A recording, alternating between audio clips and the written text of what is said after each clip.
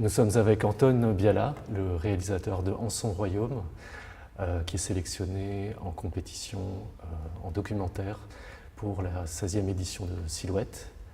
Anton, comment as-tu rencontré le personnage ou la personne de ton film, Patrick Dumont?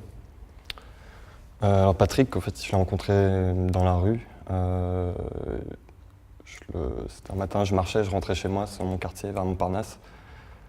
Et en fait, je vois cet homme adossé contre un mur, qui est en train de fixer le soleil très intensément. Il avait la main ouverte, il demandait quelques pièces aux passants. Et voilà, il fixait le soleil très très intensément et pendant de longues minutes, donc je me suis arrêté, je l'ai observé et voilà, il était en train de vraiment, il avait les yeux plongés dans le soleil et voilà, il n'a pas cligné des yeux pendant 2 bonnes minutes.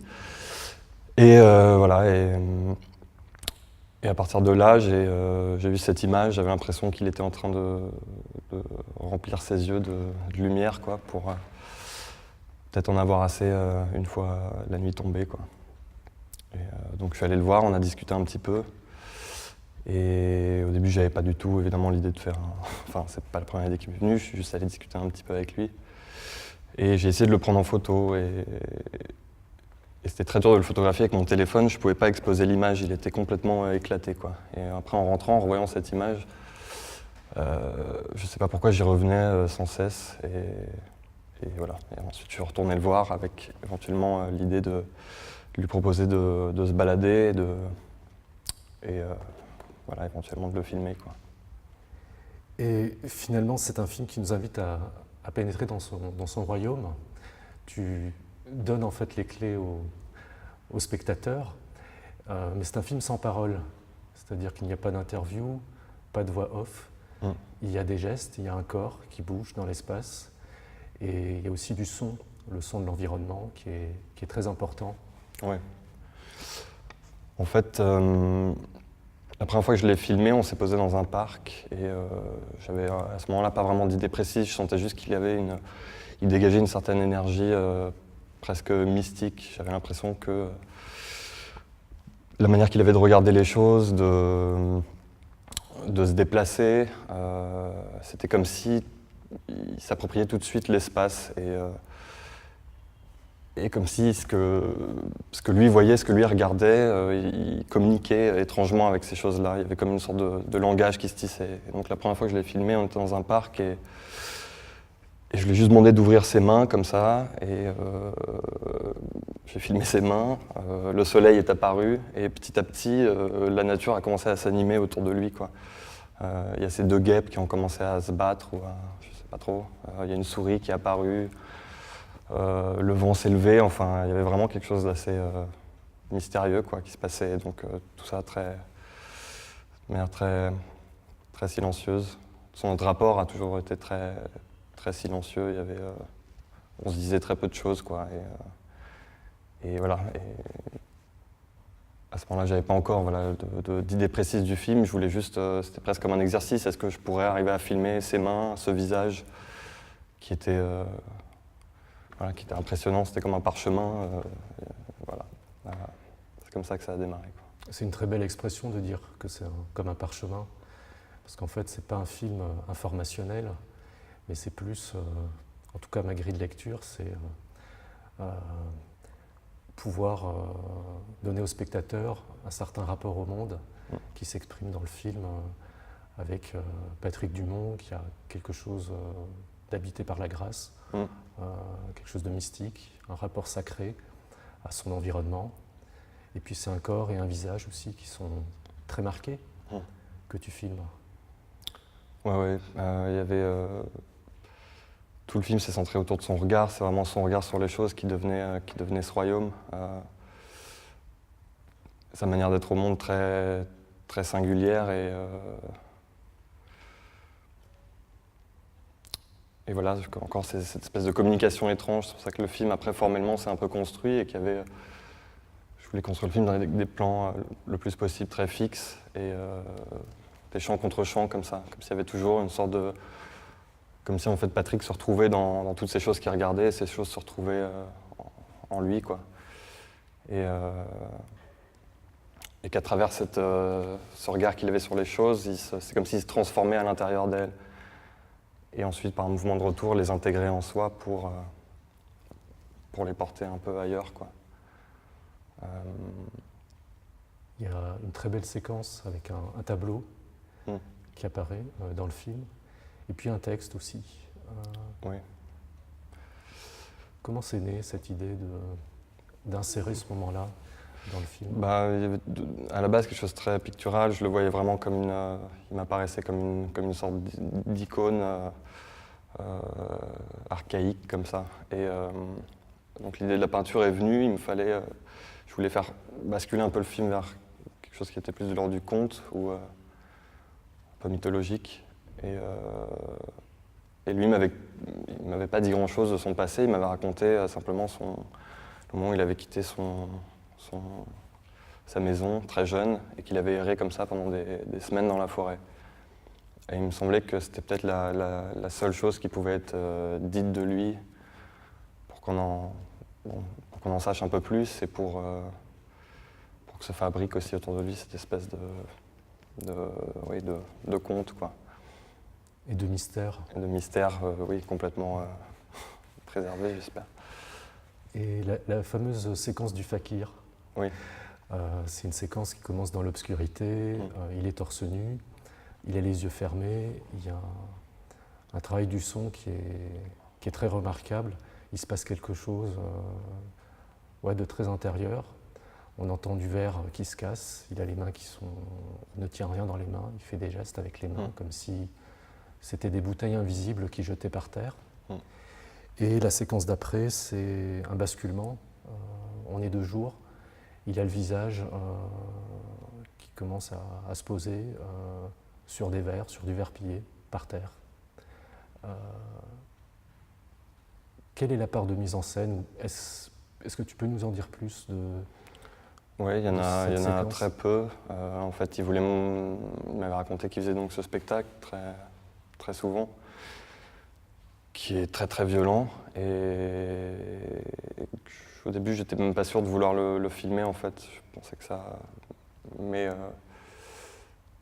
c'est lorsqu'il m'a montré comment il se préparait pour ce spectacle-là que j'ai compris que ça pouvait avoir une certaine puissance. Et donc, il n'y a pas vraiment de mise en scène. On est allé... je l'ai filmé au moment où il se prépare pour ce spectacle. Donc, il va dans les toilettes d'un café. Et je sais pas, il éveille quelque chose en lui. Il y a c'est comme une sorte de danse rituelle, quoi. Enfin, il y a quelque chose un peu tout le long du film, il a une présence au monde un peu originelle, comme ce que je pourrais imaginer des premiers hommes, quoi. Des cavernes, un peu. Et j'en sais pas vraiment plus sur ce qui se passe en lui à ce moment-là, mais c'était assez intense, en tout cas. Je trouve qu'il a quelque chose de l'ordre du chaman, et puis j'aime beaucoup la caméra qui a aussi une certaine pudeur, c'est-à-dire que quand il se relève, on ne voit pas son visage avec les morceaux de verre. Non, je voulais vraiment éviter tout côté spectaculaire, parce que le spectacle en soi est assez violent, les gens sont autour et commentent, mais presque, c'est très agressif presque. En fait, les gens sont fascinés et il y a un truc assez pervers, quoi, dans le rapport. Et dès que c'est fini, les gens partent, quoi. Et certains laissent une pièce. Enfin, il y a quelque chose de... C'est presque un peu triste. Je pense que lui, il le fait pour complètement d'autres raisons, en fait. Il gagne peut-être quelques pièces avec, mais je pense qu'il atteint quelque chose d'intérieur, quelque chose une vraie... je sais pas. Il y a quelque chose qui se passe en lui, en fait, qui est indépendamment des autres. Il en est complètement détaché à ce moment-là. Mais en même temps, c'est comme s'il portait cette espèce de violence de cette société, quoi. En lui, enfin, il a... Ouais, s'il portait un peu les symptômes, il servait de ces symptômes pour lui atteindre peut-être un niveau de conscience, je sais pas, autre. Je trouve que c'est une séquence qui apporte beaucoup au film, parce qu'à la fin, on voit un homme qui est debout et qui reste debout malgré tout, malgré la difficulté de vivre dans la rue. Et je trouve que ça a du sens.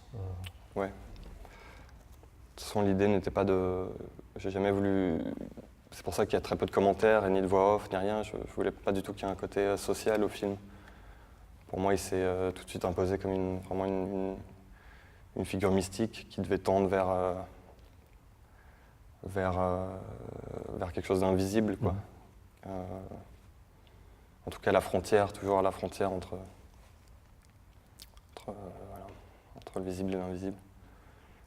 Comment ça s'est passé, on va dire, depuis le moment de l'écriture du film, s'il y a eu une écriture, et puis le temps du tournage, le temps de la post-production, il s'est passé combien de temps? Enfin, tu peux nous en dire un peu plus? Il s'est passé quelques mois, alors il n'y a quasiment pas du tout eu d'écriture. J'avais des notes, je voulais faire de lui un personnage un peu magique, qui, malgré qu'il soit dans une situation qu'on peut voir comme évidemment difficile, vivant dehors, des conditions assez précaires, je voulais en faire vraiment une figure pas du tout... Enfin, je voulais en faire un personnage un peu magique, qui ne subit rien, en fait, qui vit absolument la vie qu'il devait vivre, quoi. Et comment s'est passé le tournage, voilà, j'ai commencé à le suivre, et on s'arrêtait, je filmais un peu, et on discutait un petit peu, mais il y avait au départ très peu de mise en scène. Au fur et à mesure des images, évidemment, je projetais de plus en plus de choses sur lui. Et avec cette espèce de quête que je voulais faire ressortir dans son personnage, il y avait un peu ma quête personnelle, qui était de me poser des questions simplement sur l'objet de cinéma, quoi. C'est pour ça qu'on me sent filmer aussi un peu dans le film, je pense. Et le cadre bouge, enfin on sent que je suis derrière. Et j'ai pas voulu le cacher parce que, je sais pas, je trouve que ça posait la question de si c'est moi qui filme ces images, est-ce que c'est ce que je vois? Enfin, voilà. Et ça rejoignait sa présence, je trouve. Et vous vous retrouviez régulièrement? Comment ça s'est passé Oui, alors c'était souvent très dur de le retrouver. Je le retrouvais en général, je lui donnais rendez-vous le lendemain au coin de la rue. Parfois il n'était pas là, il a disparu plusieurs fois, parfois pendant plutôt une longue durée. Je l'ai souvent cherché dans les rues, parfois trouvé, parfois pas, mais il ressurgissait toujours à un moment. Et voilà, donc c'était un peu... c'est pour ça que je ne pouvais pas du tout avoir une équipe ou quoi que ce soit avec moi. C'était vraiment, j'étais seul avec une petite caméra. Et ça se faisait vraiment très très spontanément, quoi. Et après le travail du son qui a été fait, comment ça s'est passé? Tu me disais qu'il y avait relativement peu de prise de son directe. Il y avait très peu de prise de son directe. Donc on a tout recréé plus ou moins à la suite. Enfin, j'avais enregistré sa respiration. La scène où il plonge sa tête dans le verre, c'est le son direct. Mais tout le reste a été recréé ensuite. Il y a beaucoup de choses qu'on a allé symboliquement on a fait des prises de son dans les lieux où on avait tourné, aux mêmes heures, plus ou moins. Mais c'était plus un peu une obsession que j'avais, mais je pense pas que ça n'a pas changé grand-chose. Mais voilà, on a passé beaucoup de temps sur le son et essayer de faire en sorte qu'il soit très présent, qu'il soit comme un personnage un peu, parce que voilà, c'est un film sans dialogue, sans un mot. Donc il fallait des nuances entre un bruit de feuille et un autre. Enfin, en tout cas, essayer d'être le plus précis possible par rapport à ça. Tu peux nous parler un petit peu des choix musicaux que tu as fait pour le film? Ouais. À la base, il y en avait beaucoup plus après le montage. Et je pense que c'était parce que j'avais un peu peur du vide, enfin quelque chose de trop silencieux. Et donc on en a. Voilà, après je pense que le film ne pouvait pas être trop musical, il ne fallait pas en rajouter. Je ne voulais pas trop dicter des émotions, je voulais qu'il y ait juste quelques moments où ça décroche un peu, mais en avoir le moins possible, et que tout ce paysage sonore forme comme une... Voilà, vraiment cette idée de royaume, quoi. Donc, en toute sa variété, mais des sons naturels. Comment ton film a été reçu dans les festivals? Tu peux nous parler un petit peu de son parcours? J'en ai aucune idée. Il a été projeté il y a quelques mois à Paris. Et c'était un peu la première fois que je projetais un film dans ces conditions-là. J'en étais très, très heureux. Je ne sais pas exactement comment il a été reçu. Mais je suis déjà très heureux qu'il puisse être vu, quoi. Ben nous aussi, on est contents de le programmer à Silhouette. Et puis on te souhaite un bon festival et C'est gentil. bonne Merci. continuation. Merci à vous. Merci à toi.